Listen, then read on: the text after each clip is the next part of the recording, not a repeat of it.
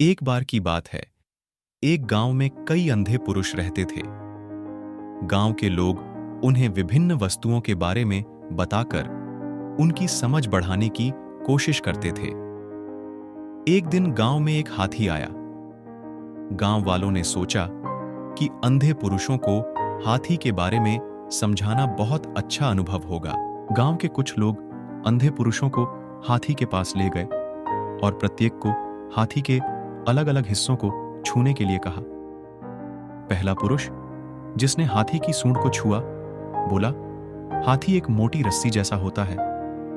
दूसरा पुरुष, जिसने हाथी के कान को छुआ, बोला, नहीं, हाथी तो एक बड़े पंख जैसा होता है। तीसरा पुरुष, जिसने हाथी के पैर को छुआ, बोला, तुम दोनों गलत हो, हाथी तो एक बड़े पेड़ के तने जैसा होता है। चौथा पुरुष, जिसने हाथी की पीठ को छुआ, बोला, नहीं, हाथी तो एक बड़े चट्टान जैसा होता है। और पांचवां पुरुष, जिसने हाथी की पूंछ को छुआ, बोला, हाथी तो एक पतली रस्सी जैसा होता है।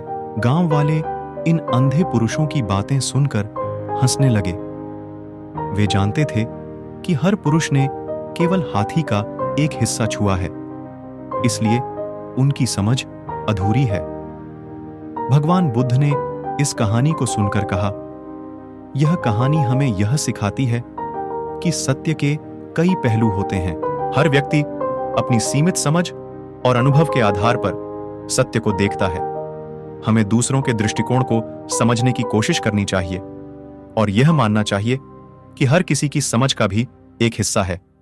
इस कहानी से हमें यह सीख मिलती है कि हमें अपनी सीमित समझ के आधार पर निष्कर्ष नहीं निकालना चाहिए और दूसरों के दृष्टिकोण को भी महत्व देना चाहिए। सत्य को पूरी तरह समझने के लिए हमें विभिन्न दृष्टिकोणों को मिलाकर देखना चाहिए।